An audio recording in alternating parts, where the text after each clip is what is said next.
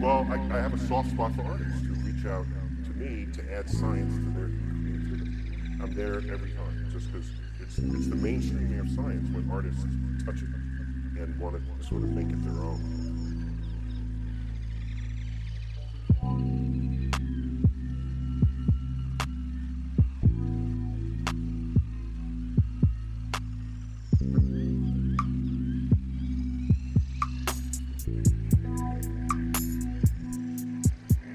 Hi, I'm Alicia, one of Santa's elves on Letters to Santa, but also an MATC student producer here at Milwaukee PBS.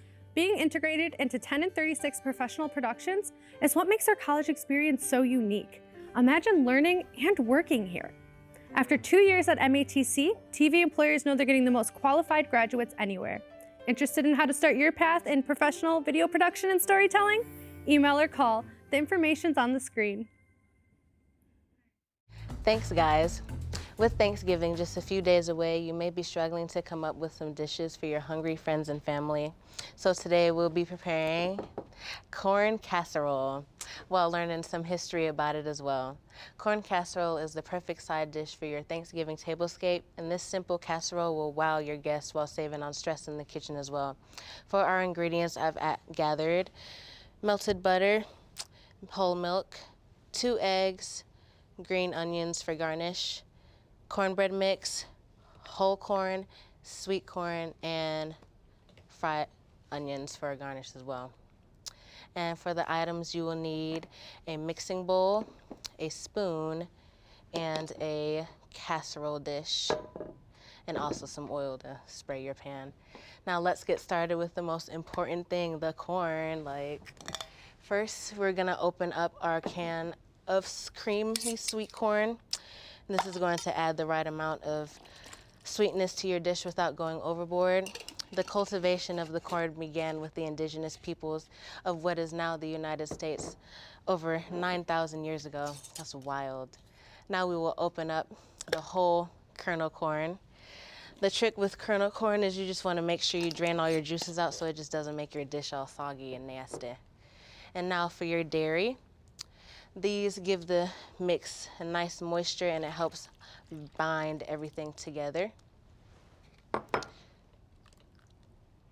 And now we're just going to add in our 2 eggs. 1, 2. Made a mess there. And these 3 wet ingredients were not introduced to corn casserole until the Civil War, when it became a normal side dish for Southern cuisine. Now we can mix in our cornbread mix.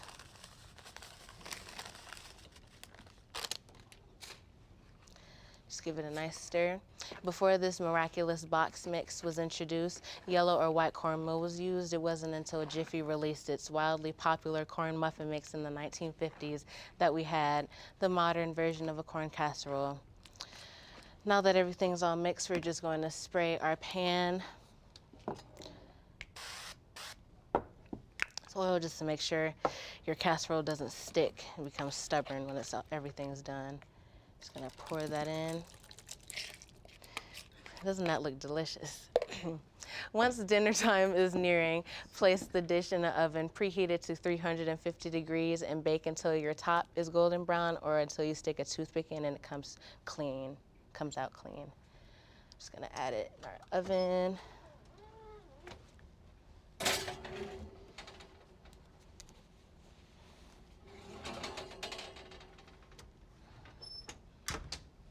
It should look something like this.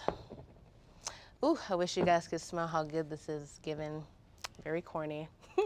You could put it right on the table like this, but if you want to add a little razzle dazzle, you can, and I'm going to be adding both the fried onions and the green onions.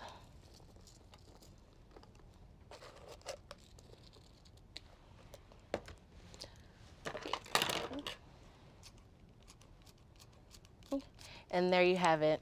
This easy home-style recipe offers a great option for Thanksgiving dinner without adding too much onto your plate. I hope you guys have a lovely Thanksgiving, and thank you. Back to you in the studio. Hey everyone, I'm student producer Spencer Knoll, and this is another Hidden Gem KE.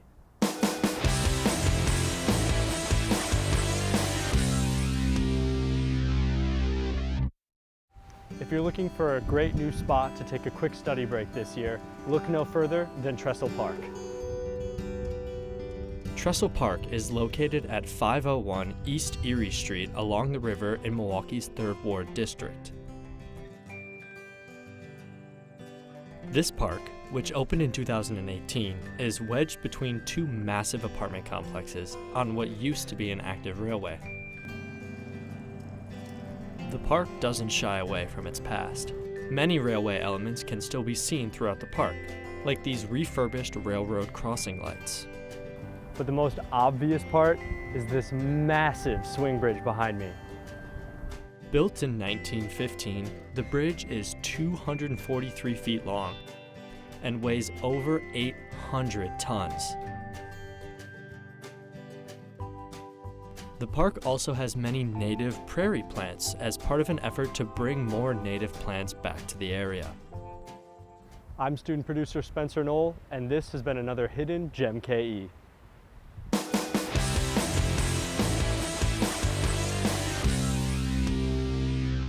mentioned earlier, we're here at the Cuisine Dining Room at the MATC downtown campus. Now, we have moved from the dining room into the kitchen, and today I have Chef Cassidy with me. Chef, how's it going today? Good, how are you doing, Max? Doing very well, thank you very much.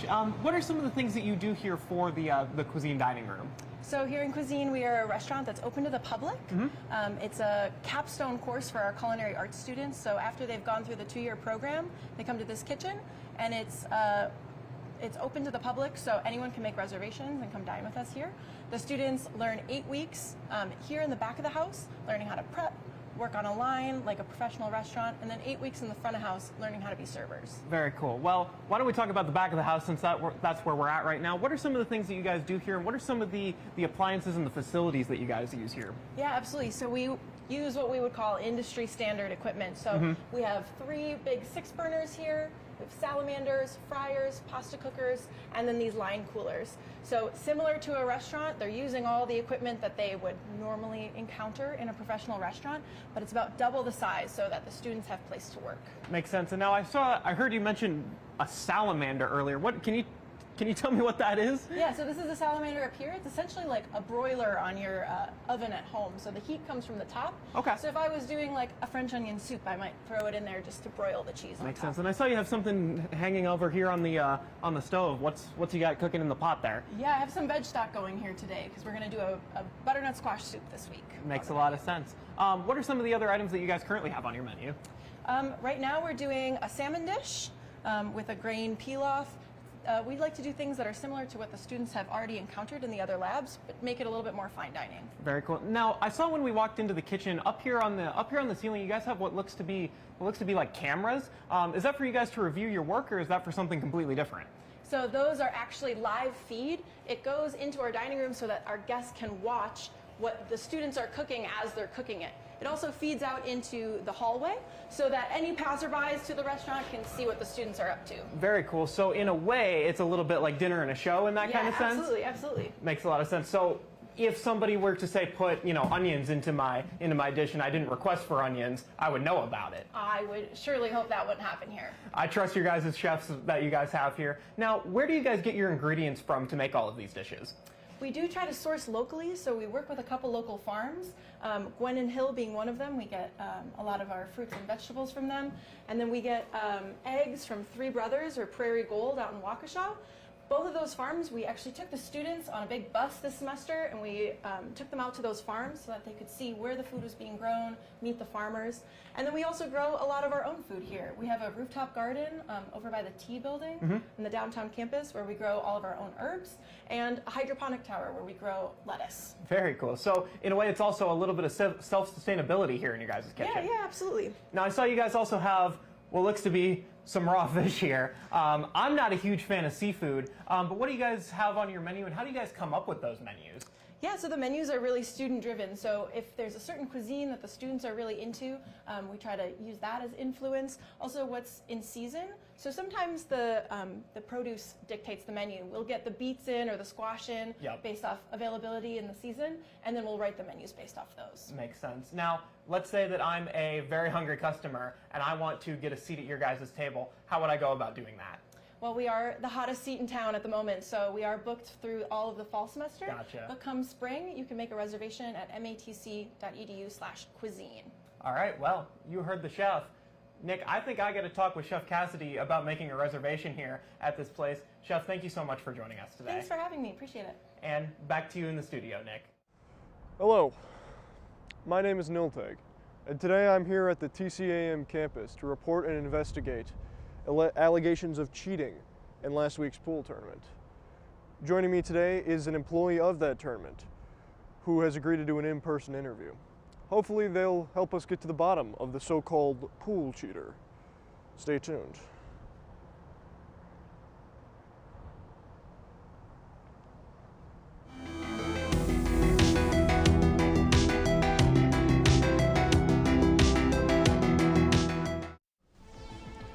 Hello and welcome. Today I am joined by Haras Diog. Haras, how do you today? I'm fine. Thank you for asking. I wanted to know, what exactly was your involvement with the pool tournament?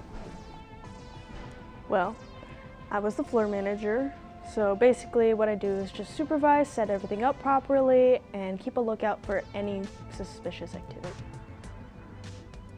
So what exactly led to these allegations being spread?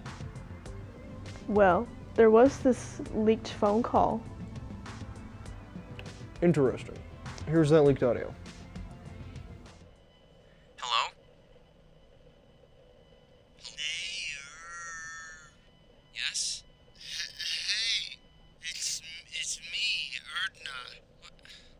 I'm tired, man. What are you calling me for? I wanted to talk about the game. What happened? All heated towards the end. Yeah, that's usually how tournaments work. It gets competitive towards the end. Are you drunk? The balls went all misaligned, and you lost. I'm feeling tired is what I'm feeling. Did you just call me to make fun of me? No. I just wanted to let you know. I had to repolish my floorboards. Are you serious right now? I thought we were buds. Okay, if we are, then tell me, did you do anything to the pool balls? Hold on, wait. There's someone staring at me from my window. Oh wait, that's me. I'm looking in the mirror. Why do I always get the weirdos calling me? I also gather all the pool balls to make sure none of them are missing, but I noticed that some of them had a slightly slippery feel to them, but that could be from multiple factors. Interesting. Most interesting. Well, Haras, thank you so much for your time today. Thank you so much for having me. Do I get paid yet? Oh, the check comes in the mail. And there you have it, ladies and gentlemen. Did Erdna cheat? Did he alter the pool balls that made Nair lose the game? With no conclusive answer, that's for you to decide. Thank you for joining us for another episode of Alleged Investigations. Did we get it? Good? Yeah?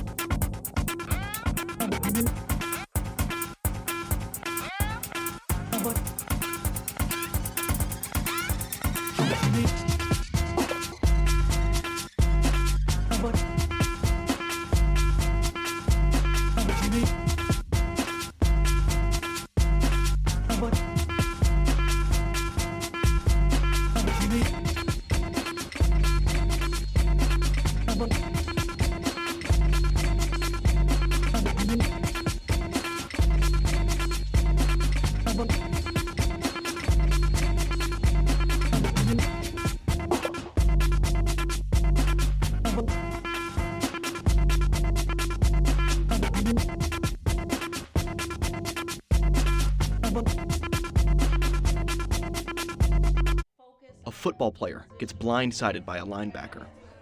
Bad weather causes a car to lose control and crash. Or maybe it's just as simple as a slip and a fall. No matter how you get injured, it's important to get the right help so that you can get back on your feet and back to your life.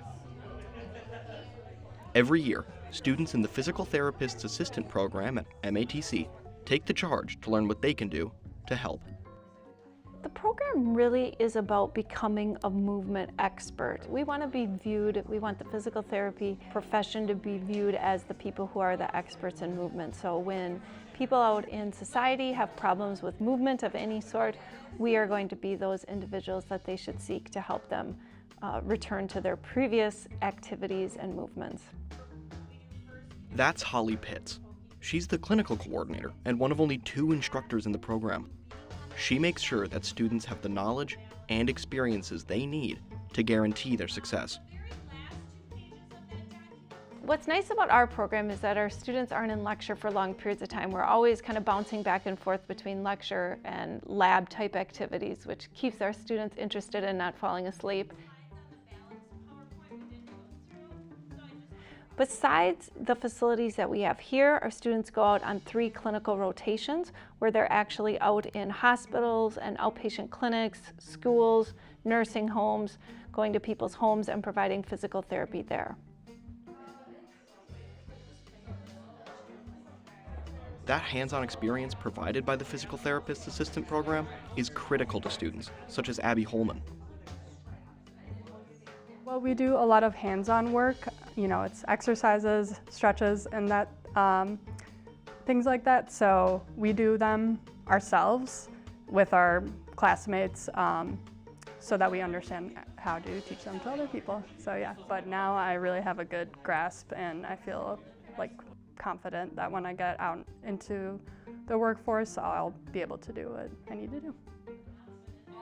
Between the fantastic facilities, valuable experiences, and strong community present in the PTA program, it's not hard to understand why these students look like they wouldn't want to be anywhere else.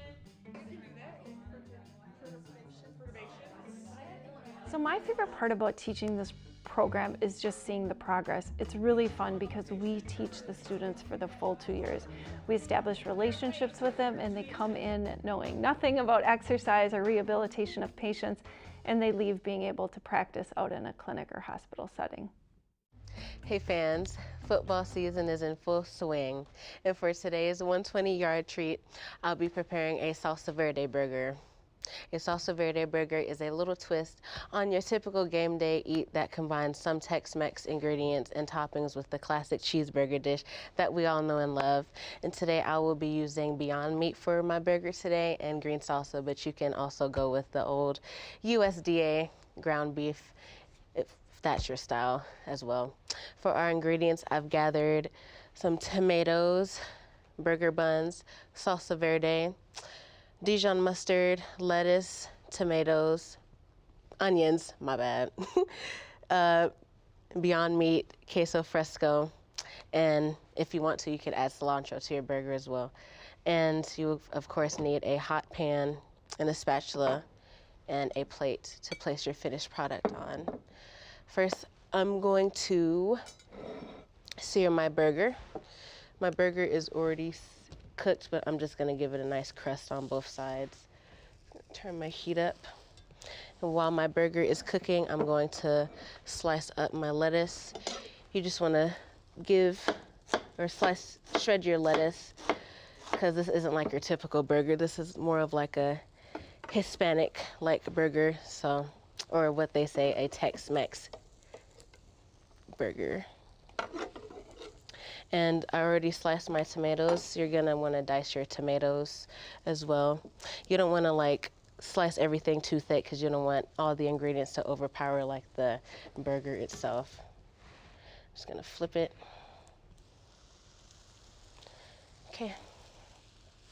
And for my onions, I don't know if you can see, but I sliced my onions thinly sliced because onions are very overwhelming and you don't want those to overpower your dish as well. Beyond Meat also tastes amazing and still has the same color as regular meat, and it doesn't have all the bad things in them, not cancer causing and all that. Now I'm just gonna add some seasonings. If you wanna add seasonings, you can, but right now I don't really wanna add seasonings to my stuff. I added it beforehand. Now let's assemble the burger. So first I'm going to top it off with some Dijon, a nice generous amount. We're gonna go in with some lettuce. I like lettuce, so I'm gonna add a generous amount. Some red onions.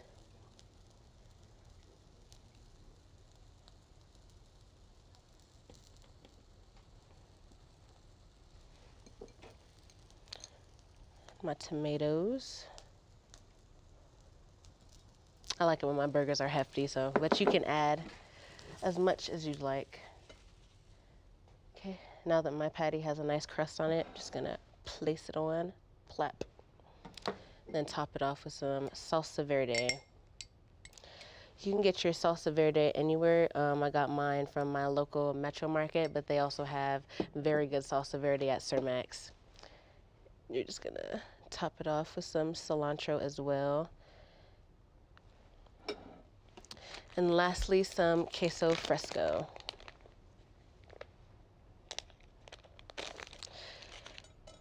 Flip.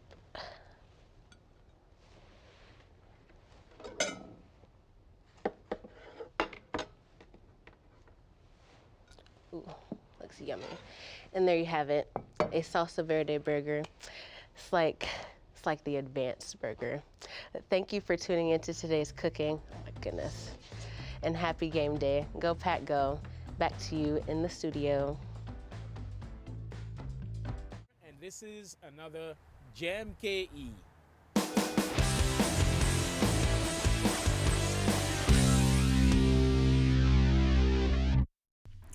McKinley Beach in Milwaukee, Wisconsin began as a natural formation in late 1800 due to a breakwater, but was officially constructed in 1989 as a pocket beach for recreation.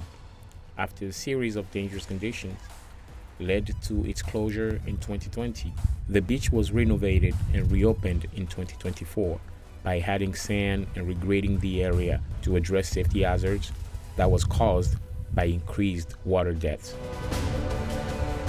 McKinley Beach serves to not only provide a recreational resource along the lake, but also functions as a buffer between Lake Michigan and Lincoln Memorial Drive. Since its construction, the beach has experienced changing lake levels and site conditions. McKinley Beach is open to the public. The location makes it accessible. Even during winter, people still visit. Hello guys, this is Dagri Osiris, student producer, and this was your JMKE.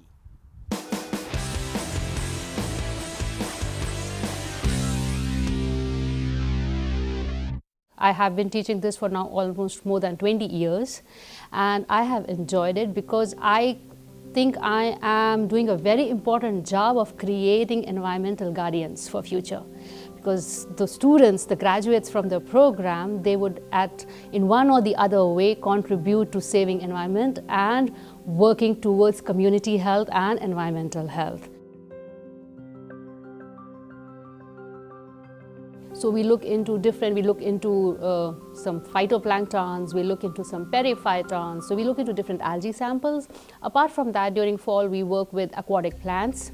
So students learn how to identify between aquatic plants and presence of those aquatic plants, what they indicate about the water quality. We look at the macroinvertebrates, the bugs and the critters that we find in our fresh waters, and apart from that, we identify fishes. All these are biological indicators that help us in assessing the water quality. We are getting hands-on lab skills.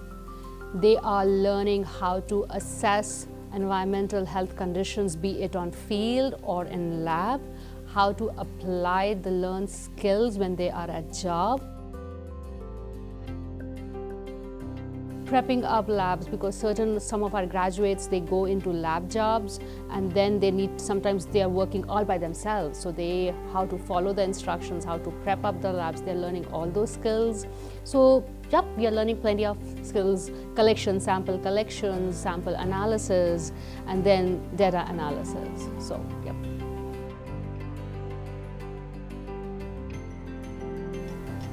For me, being a student in the Environmental Health and Water Quality Technology program it's really great. I've always really been interested in science. I've always really been interested in how the world works and how we as human beings affect it.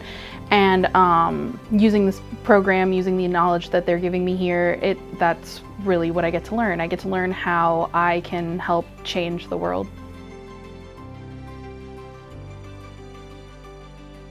It's something that it's a meaningful process that I want to go through. I really enjoy it, learning stuff that really I'm getting into, that I want to in my field. What I want to learn personally though is kind of how humans have impacted the environment and how we could go about reversing that. It's great here because MATC provides me with support that I need. I have a good team to work with. They are very supportive. And I'm not just teaching, I'm learning every day working here. So I enjoy every day of my job here. People talk about it all the time. I started doing it because I felt like the job wasn't actually a job. That was something that was really fun for me, is waking up every single day and not dreading it, right? And after you hear those horror stories all the time that people just do a 9-to-5 job just to do a 9-to-5 job. And for me, it's so much more because you get to help mold and create these young athletes into being better people, hopefully, outside of their 2 to 4 years in college. And so that's probably one of the biggest reasons why I started coaching, was just because you get to help touch so many lives and help those young athletes have a little bit more sense of purpose and have a little bit more sense of direction to help them set up for hopefully really bright futures outside of here to continue to help just everyone in life day in and day out. Right, so we've had guys who have gone on to go be all-region players. We've had some guys win Gold Glove. We've had an All-American even, which is being the best player at your position in the whole entire country. And so for us, it's not always just about the wins and losses on the field though. Me being in charge of the academics, I think some of the biggest wins that you can get is your graduation rate.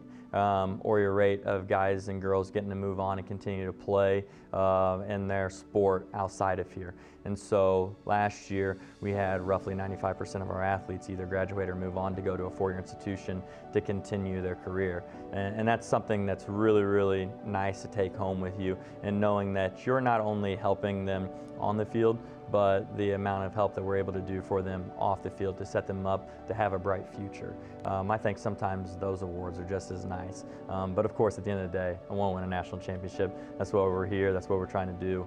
But we're also trying to create great young men and young women for society outside of here as well. Coach Bounds helps to shape these students into not only mean machines on the field, but into well-rounded, successful students off the field. The athletic department supports those students and the bright future that's ahead of them. I love what I do. I don't think I would do it any other way. I just don't know of a job that I would really want to do or that I would enjoy or like as much as I like this one. So yeah, I think if I did it over 100 times, I would be being a college baseball coach.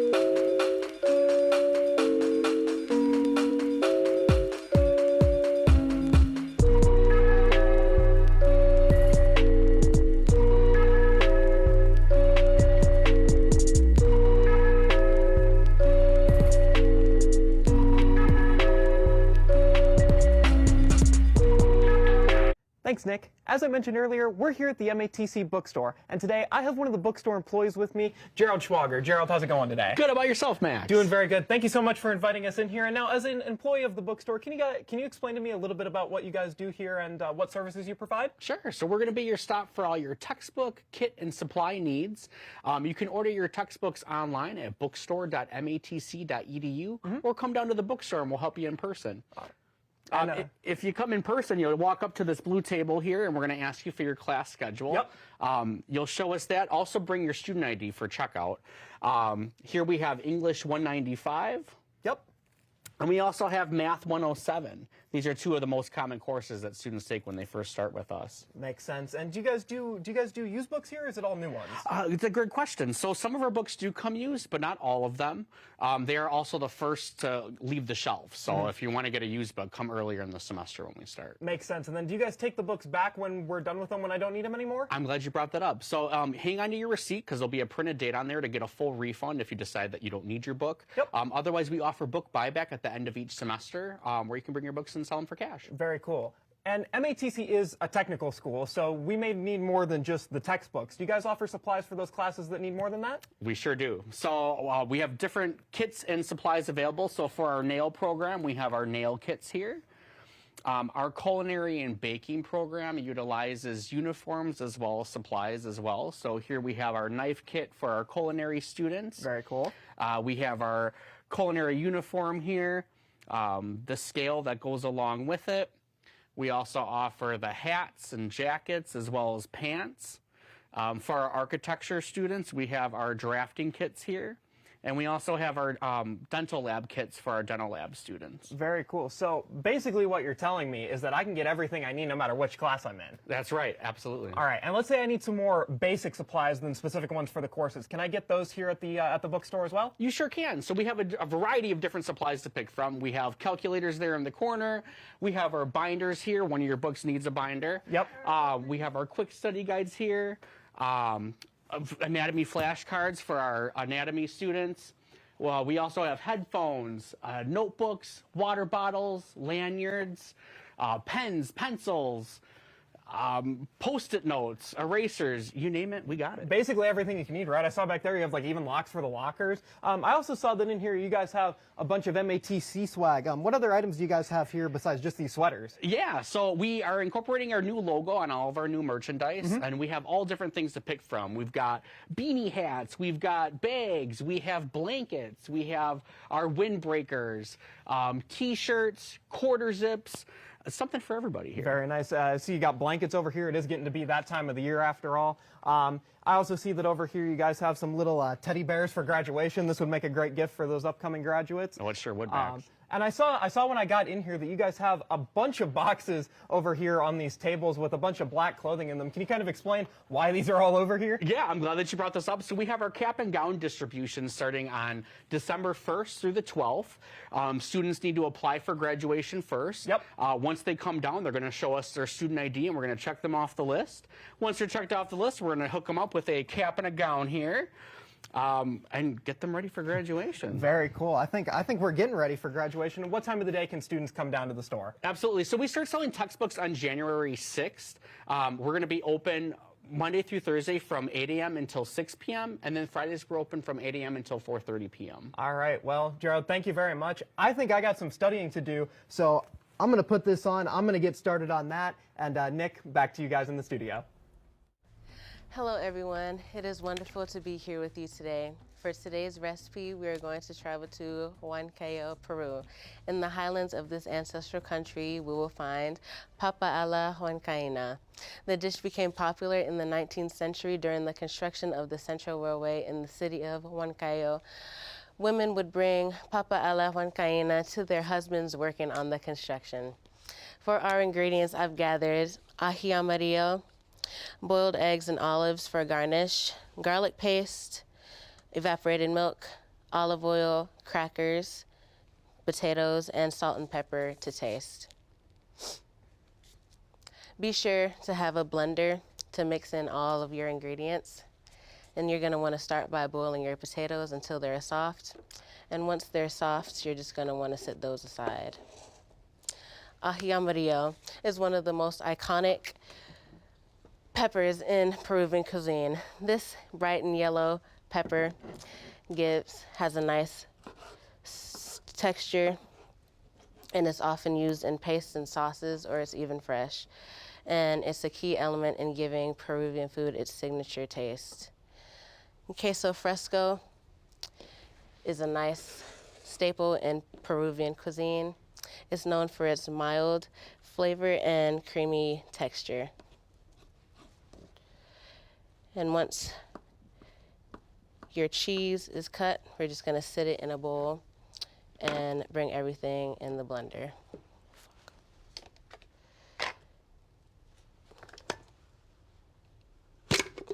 Ooh, that was hard. So in a blender, we're going to add in our ají amarillo paste.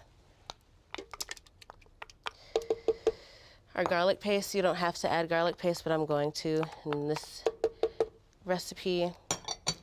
Evaporated milk, olive oil, about 5 to 6 crackers,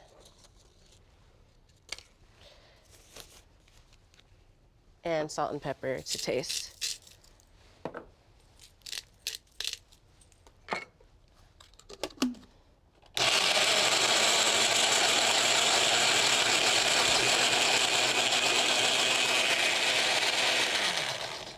Okay, now that everything is blended together, I'm just going to quickly cut our potatoes. You just want to make sure that the potatoes are cut somewhat thick so that it has like a nice chew to it. Okay, and you can also, for your sauce, you can adjust it if it's too thick, if you want to add milk, so-and-so. And once everything is done, we're going to garnish it with boiled eggs and olive oil as a garnish. And we're going to arrange the potatoes on top and generously pour our huancaína sauce over them. And for our finished product, I have to say that this papa a la huancaína turned out delicious. Just the right balance of creaminess and spice. You can enjoy it as a delicious appetizer. Thank you for joining us.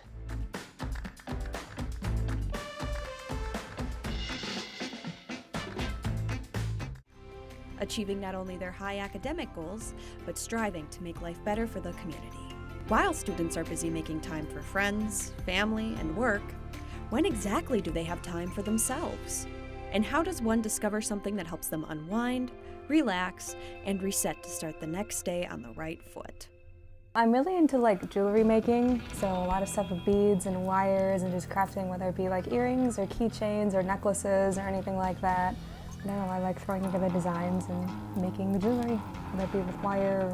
It's very therapeutic to me. It helps me just kind of get lost. Like I can turn on a good like YouTube video or something and just make it, because it's a lot of like bending and just kind of hooking together, and then it honestly just helps time like go by. And I like, most of all, I like figuring out the designs. I like laying out the different beads or like looking up what to make and just stuff like that. It just helps me unwind.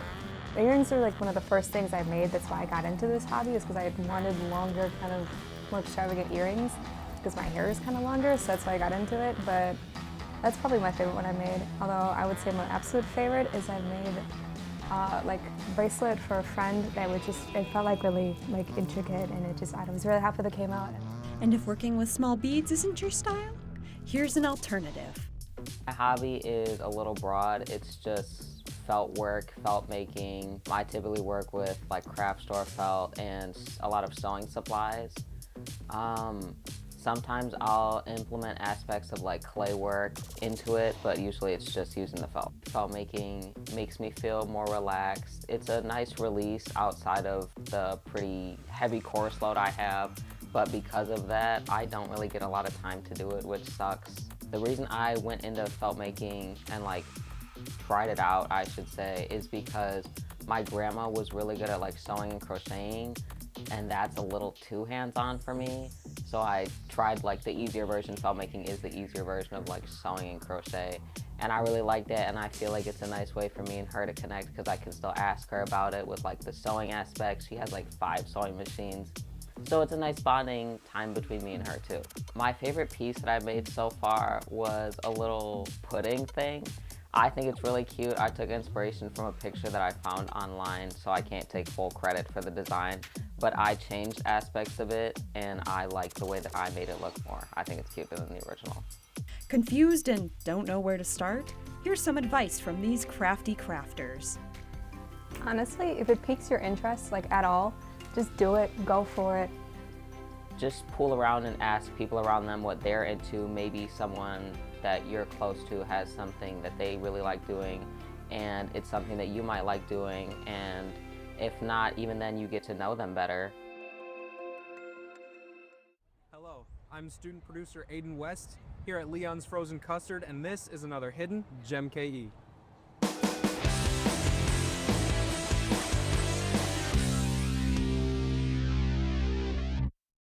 When people think of Wisconsin, one of the first things that come to mind might be frozen custard. Leon's Frozen Custard has been hiding under our noses for over 80 years. Leon's was created in 1942 with one goal in mind, to serve custard to the people of Milwaukee. But that's not all they serve. With malts, shakes, and a soda fountain, you'll always have something to keep you cool in the hot weather this summer. Just in case a few scoops of frozen custard weren't enough, they also have a limited sandwich menu to choose from as well. Leon's is located on the corner of West Oklahoma Ave and South 27th Street, where it has been run by the same family since its founding in 1942. Although the building has changed since its creation in 1942, the classically styled drive-up diner still remains a staple here in the community. I'm student producer Aiden West, and this has been another delicious Hidden Gem KE.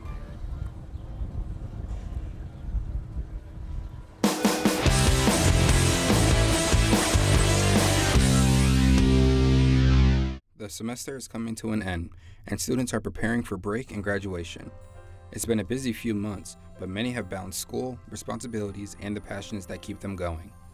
Here on campus, students continue to make meaningful memories through creativity, events, and community. This is another Student Passion Report showcasing a student here at MATC who creates memories of confidence, self-expression, and growth with her own apparel clothing line.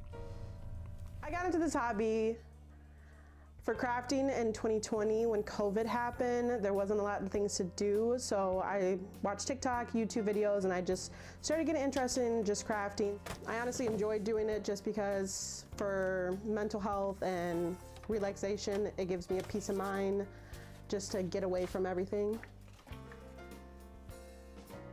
During the school year, obviously everyone's stressed out, especially during midterms and during finals. So when I find myself just really studying a lot or just feeling like I want to give up on school or just want to stop studying it altogether, I just kind of set time for myself each day or each weekend to do craft where my mind is just completely blank from school and just being able to focus on the things I enjoy, I love. I love making different apparel for different groups and knowing that they're wearing that stuff or just even if they're not wearing it, they're seeing it in their closet and seeing those memories when they did wear it with their group.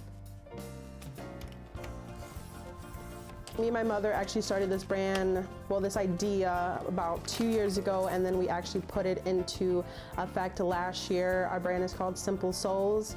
It started with me. I'm really big into mental health. I really like wearing different apparels that resonate with me, and I know talking with my friends or families, they like to wear different clothing items as well that has a meaning on it. One advice I would give to students if they ever felt burnt out, crafting isn't for everyone, but just finding a hobby or something they enjoy where their mind can go completely blank and just being able just to focus on that one thing, even if it's for 30 minutes. Sometimes I'm only able to get 30 minutes in a day or just that week, and honestly that brings joy to me. When school and life gets busy, it helps to be creative in your own way. Do what you love and let it show. Life is about finding your passion, and once you find it, go after it.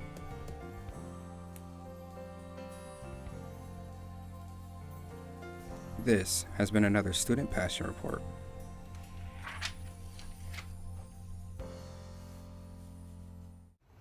Thanks, Nick. As I mentioned earlier, we're here at the MATC Mequon campus's greenhouse, and today I have Lauren Reckinger with me. Lauren, how's it going today? Good. Thanks for visiting, Max. Yeah, of course. Thanks for having us here. Now, can you tell us what you do here at the greenhouse? Yeah, I'm like the unofficial greenhouse manager, so I keep this in tip-top shape and running, and I make sure the plants are alive and the bugs aren't eating them. Obviously, that's an important job. And now, what are some of the people, or who are some of the people that you work with here? Yeah, so a lot of the students end up doing a lot of the propagation as part of like their learning experience, but we also have student volunteers and student workers helping out in the greenhouse. Very cool. And now, I see behind us you guys have some what almost looks like, you know, little leaves here in the ground. Can you kind of explain to us what's going on back here? Yeah, so these are snake plants. Snake plants are really interesting because you don't need a full leaf to propagate it. And the students in Intro to Hort are taking different hormones and they're trying to see which hormone helps the plant root. Very cool. The best. That one's not rooted. So yeah. And then I see over here we also have what looks like octopus tentacles coming out of the ground here. What are these all about over here? That's a spider plant. We've got a student who is interested in seeing how the spider plant that they have at home propagates. Okay. So they did it in soil and they also did it in water, which is really interesting. And it's only been 2 weeks, but it's already rooting. Very cool. And is that a usual timetable for those kind of plants? I think for spider plants, but all the other plants, like they all have different timelines for growing. Very cool. Now, what are some of the other tools that you guys work with here in the greenhouse? Yeah, so this greenhouse is really high tech. We've got misting benches that are automated. We just have to learn how to use them properly depending on what plant we've got growing there. We've got drip lines that we can hook up to the different pots.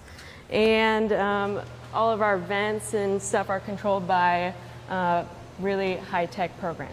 Very cool. And now, what are some of the other plants that you guys grow here? I saw over here we have one of my favorite flowers, the marigolds. But what else do you guys grow here in the greenhouse? Yeah, we grow whatever we can get our hands on. Coleus is a really popular one. This is easy to propagate. A grower donated these begonias to us. Beautiful. An instructor had this plant at home. It's an anthurium, and these guys take 3 years to flower, so that should be really interesting to see.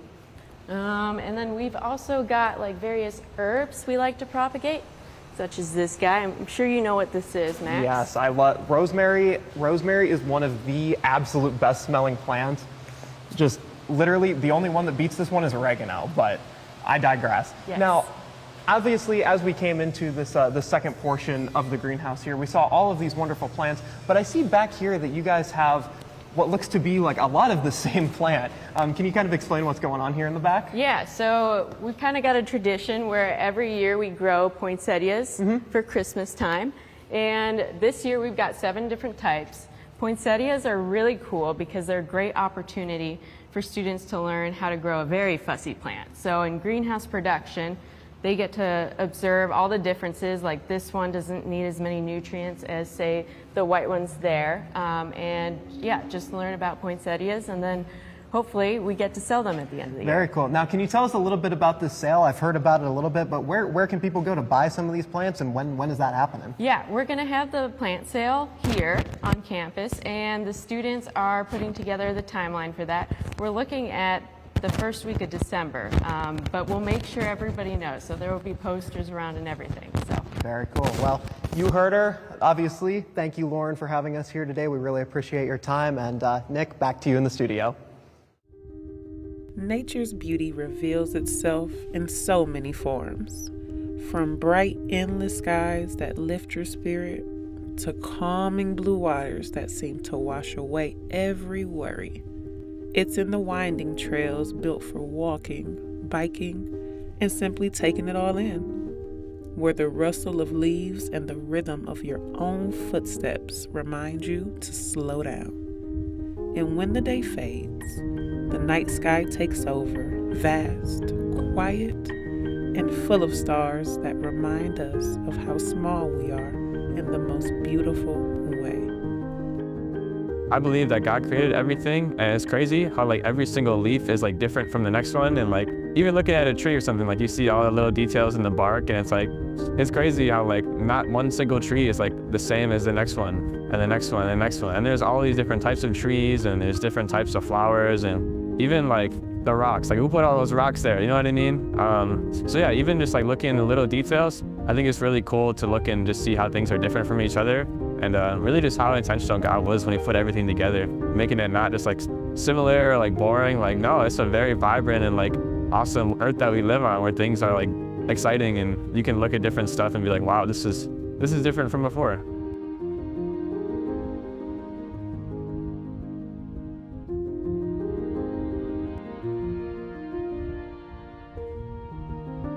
My responsibility is to stop throwing stuff out the window and stop smoking in the bad air, because that can make bad air for real. And yeah, our also responsibility is to make sure we dispose everything into the right trash can instead of putting in recycled trash and trash and trash and recycle. So yeah, that is our responsibility when it comes to nature.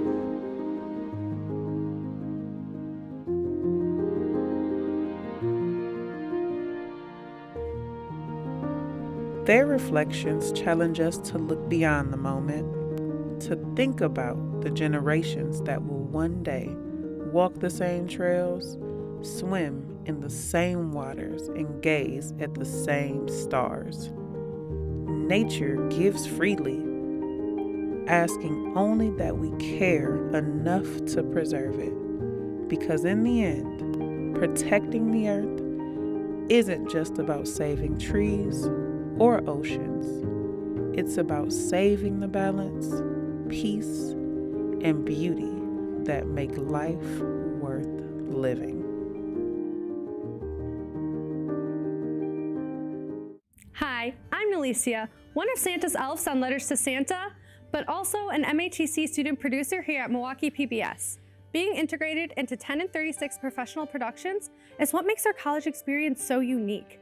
Imagine learning and working here. After 2 years at MATC, TV employers know they're getting the most qualified graduates anywhere. Interested in how to start your path in professional video production and storytelling? Email or call. The information's on the screen.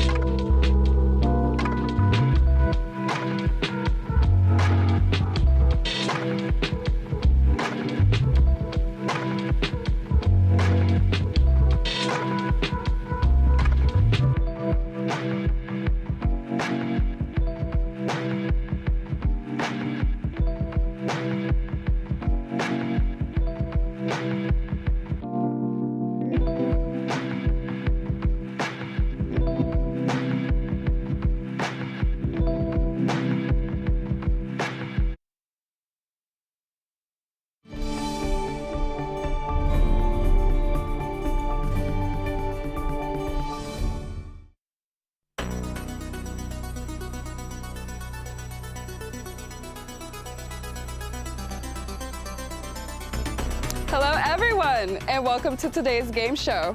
My name is Maddie, and it's a pleasure to be hosting today. Here, on my left, we have our selected contestants for today's game show. First off, we have the Crash Out Kahlil. What's happening? Next up, we have our spiritual guide Rondé. Greetings and salutation. And last but not least, we have Donald the Freak. Hi. Hi. Now that you know who our contestants are, let's dive in and learn even more about them. See you soon.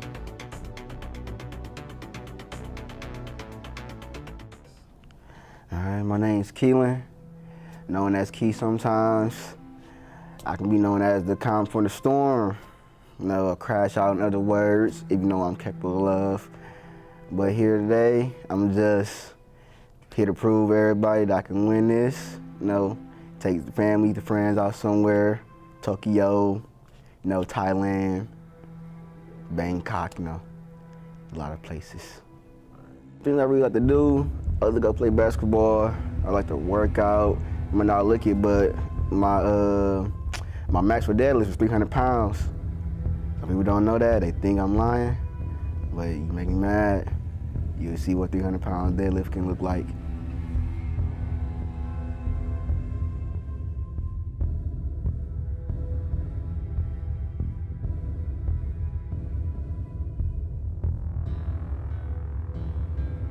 What it really means to be a crash out, people get confused sometimes. They think it's just a quick second, like a decision. Nah, a crash out is really about how far you'll take some things, how mad you really can get. Some things like a crash out, punching a window, a locker, not getting things to go your way, that might make you mad. You might want to hit a wall sometimes, That's what a real crash out is. The extent that you'll go if you're angry. Do I get competitive when it comes to a game show? I get very competitive. I get competitive about anything. If it's to be a friendly one-on-one game with a Make-A-Wish Foundation kid, I would win. I would destroy them. So for 50,000, my competition got no opportunity to win this. A real crash out moment is gonna happen. No excuses. No excuses. Every day. Be in that gym every day. No excuses. Craziest thing I won to win a bet or a game, I would have to say, so many things I done did. I'm trying to think. Sabotage, basketball game and hold the ball. In high school, there's no rules to hold the ball. Make 1 point, hold the ball the rest of the game. Let's see, take shortcuts. I was in the race. I might have took a little lion scooter, a little shortcut, while I waste energy. I'll go far to win. I did a lot of dirty things to win, like the Nature Boy Reflayer.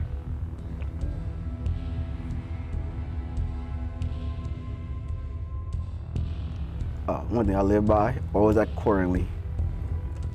Always act accordingly. That would save you a lot in this world, especially if you're a crash out. You gotta act accordingly, to what the situation responds to. When I say the competition, I said this is gonna be a breeze for sure. If they don't like it, they a little too hard, too competitive, might have to take them out. Any future goals? Be the president, run the world, global domination, crash outs, alumni university.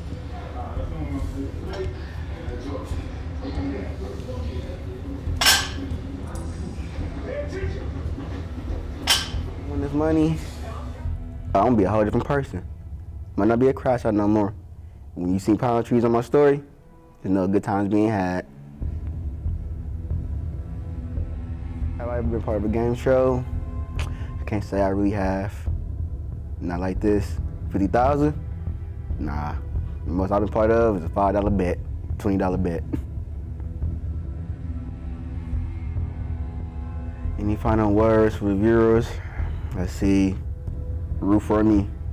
Be on my side. If you don't, I'm gonna crash out on you. You see what a real crash out is.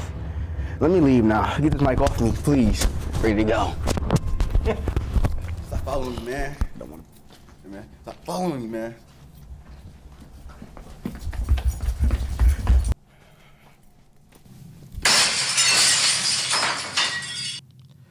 Well, now that you all know a little bit more about Keelan, let's hop over to our next contestant, someone a little bit more calm, Rondé, our spiritual guide.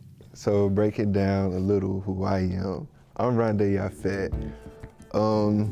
Realistically, I just like being to myself. I find grounding with being to myself in my own head. So I'm just really on my own path right now, just trying to figure out things, you know what I'm saying? But on my off time, just love meditating, doing all that to myself. All right.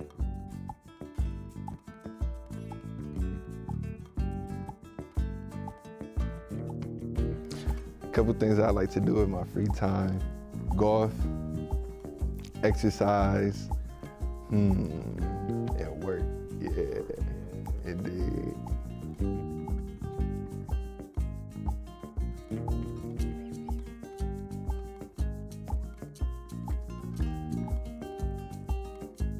A little bit of my spiritual practice is decompression. So after every day, like just sit about 10 minutes, let everything drain out. Don't even write nothing down, watch no TV, none of that. Just sit there and just let everything roll out. So then when I start the next day, we fresh grease. Yeah.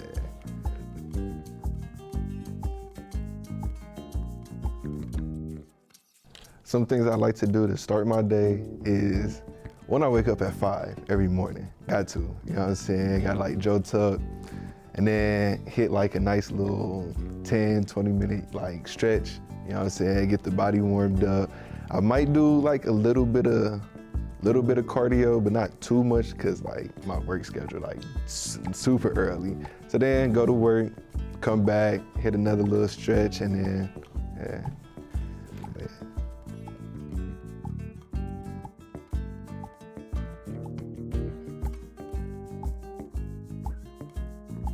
Fun fact about me that the audience might want to know. I eat my fruits and vegetables.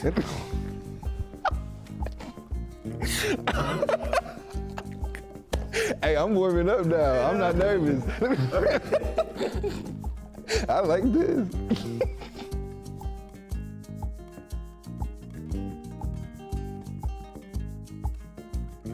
So when I got the opportunity to be on the game show and to win that big, massive prize, you know, I could put some things to the side. I got excited, you feel me? So we're gonna try it out.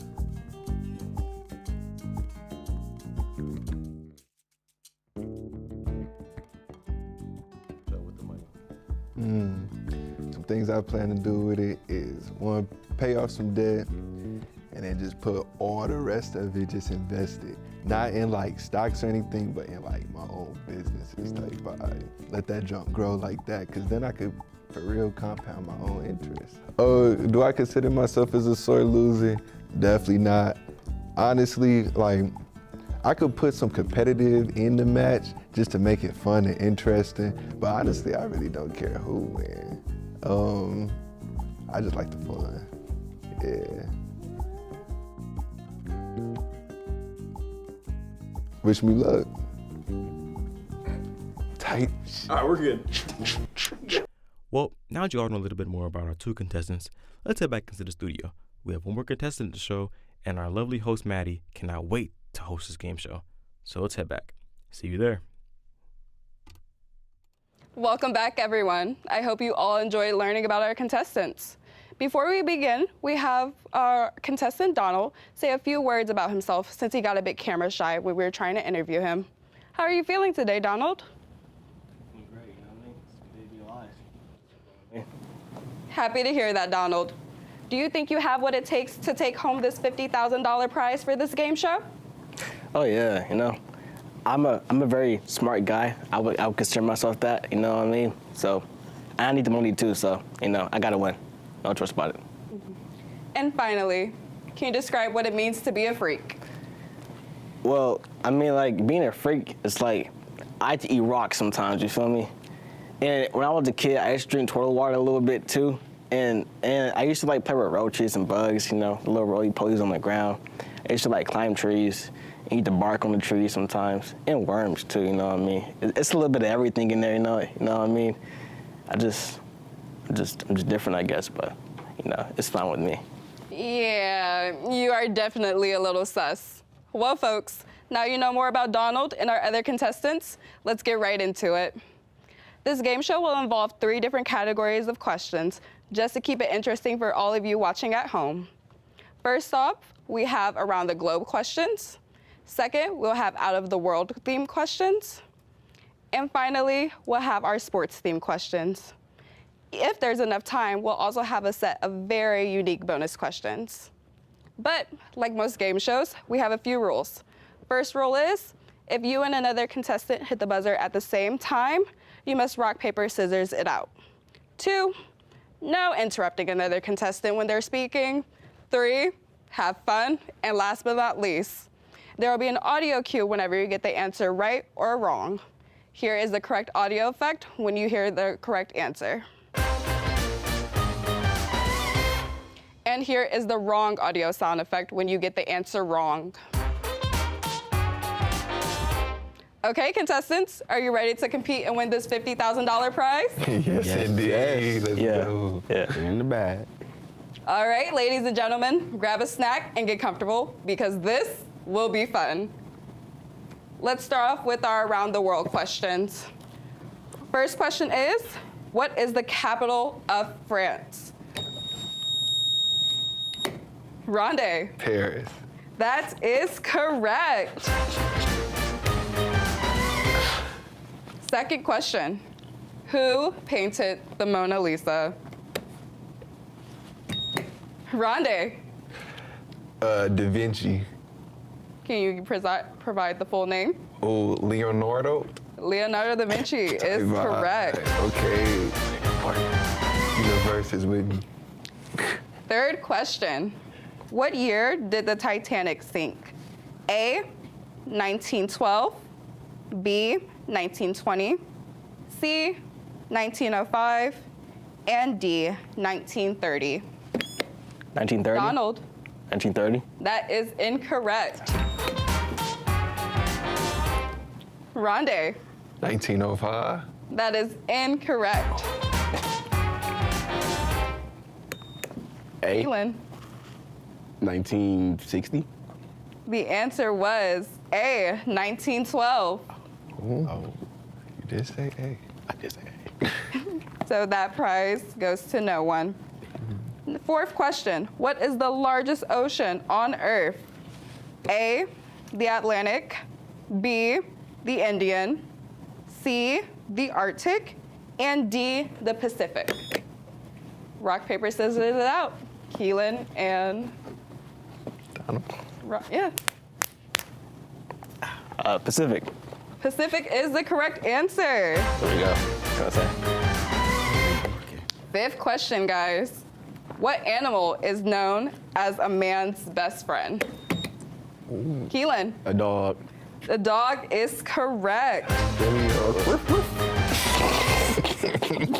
Sixth question.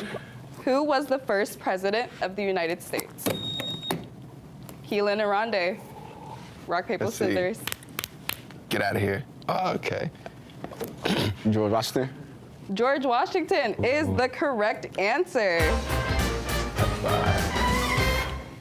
Seventh question. What is the chemical symbol for gold? We have A, Ag, B, Au, C, Fe, and D, Pb. Keelan. AG. That is incorrect. Rondé. KG. That is incorrect. Wait. Keelan. AU.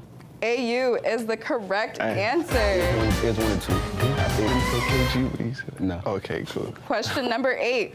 What is the hardest natural substance on Earth? Rock, paper, scissors it out, guys. Donald. Diamond. Diamond is the correct answer. Ninth question, guys. What is the currency of Japan? Keelan. Yen. Yen is the correct answer. 10th question. The Earth is approximately how many miles away from the sun? A, 9.3 million, B, 39 million, C, 93 million, or D, none of the above? Keelan. D, none of the above. That is incorrect.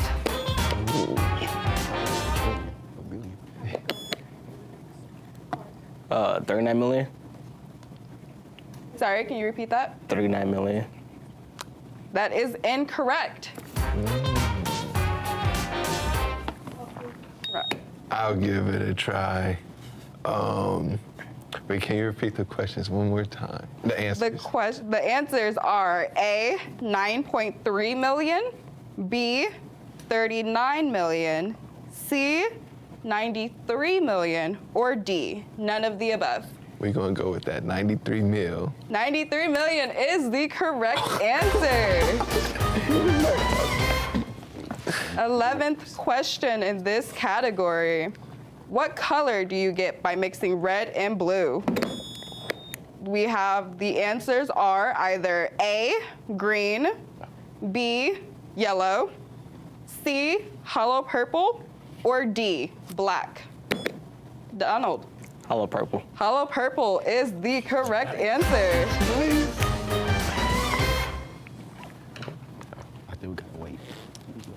12. What vitamin is produced by skin when exposed to sunlight? A, vitamin A, B, vitamin D12, C, vitamin C, or D, vitamin D. It was a tie. Rondé and Donald, rock, paper, scissors. Rondé. Cheated. Oh, with the I say shoot. Vitamin C. That is incorrect. Vitamin D. Vitamin D is the correct answer. I double guessed myself. Another point for Donald. There we go. Number 13. What is the only letter that does not appear on the periodic table? A, J, B, Q, C, X, and D, Z. Rondé. X. That is incorrect. Keelan. Can you reread the answers? Yes. We have A, J, B is Q, C is X, or D is Z. X. X is incorrect. Donald. J. J is the correct answer. It's in. Wait, is the correct? Oh. All right, guys. Number 14. What is the smallest country in the world? B, Vatican City, B, Monaco, C, Marshall Island, and D, Malta. It was a tie. Can you guys rock, paper, scissors it out? Yeah. Crash out. Keelan. Vatican City. Vatican City is the correct answer. Number 15. What is the tallest mountain in the world? A, K12, B, Makalu, C, Mount Everest, or D, Manaslu?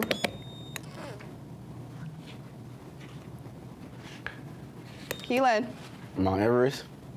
Mount Everest is the correct answer. Next question, guys. Number 16 and the final one for this category. When did World War II start? A, 1939, B, 1923, C, 2016, and D, 1998. 1923. 1923 is incorrect. Keelan. Can you repeat the answers one more time? Yes, we have A, 1939, B, 1923, C, 2016, and D, 1898. 1939. 1939 is the correct answer. War. All right, guys, moving on to our next category, this out of this world. We have our first question. Which planet is known as the red planet? Keelan. Mars. Mars is correct. I did go. 2. What is the name of the Omnar galaxy? We have A, the Milky Way, B, the Milky Ocean, C, elliptical galaxy, or D, none of the above. The Milky Way? The Milky Way is the correct answer. 3, how many planets are in our solar system? A, 8, B, 7, C, 9, or D, 10? Rondé. 8. 8 is the correct answer. Let's go. Number 4, what is the largest planet in our solar system? A, Saturn, B, Jupiter, C, Uranus, or D, Neptune? Keelan. Jupiter. Jupiter is the incorrect answer. Rondé.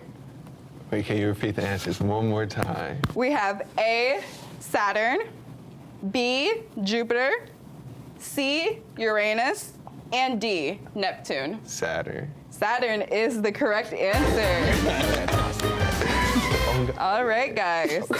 Number 5, what planet has the most rings? A, Jupiter, B, Saturn, C, Uranus, and D, Neptune. It was a tie. Can you guys rock, paper, scissors? Ooh. Saturn? Saturn is the correct answer. There we go. All right, guys, let's keep going. Number 6, what is the closest star to the Earth because of the sun? We have A, Sirius, B, Proxima Centauri, B, Bentigus, and D, Alpha Centauri. Rondé. Series? Or just A? A is the incorrect answer. Donald. C. C, which was Bentigus, which is incorrect. Keelan. B. B, Proxima Centauri, which is the correct answer. Perfect, guys. Next question. How many moons does Mars have? We have A, 0, B, 2, C, 79, and D, 145. Keelan. 2. 2 is the correct answer. Next question, guys. What is the most common type of galaxy in the universe? We have A, spiral, B, elliptica, C, irregular, or D, barred? Elliptica. Elliptica is the correct answer. Number 9, what dwarf planet was once considered the 9th planet? We have A, Eris, B, Ceres, C, Pluto, or D, Make. Ooh, it was a 3-way tie. Let's start off with Keelan and Rondé. Can you guys rock, paper, scissors it out? Rock, paper, scissors, shoot. Oh. Okay. All right, and then Keelan and Donald, rock, paper, scissors it out. All right, Donald. I won. He won. Oh, I'm sorry, Keelan. B. B was Ceres, and that is incorrect. Oh, I forgot to hit the button. Rondé. No, Donald hit the button. I won't take his shine.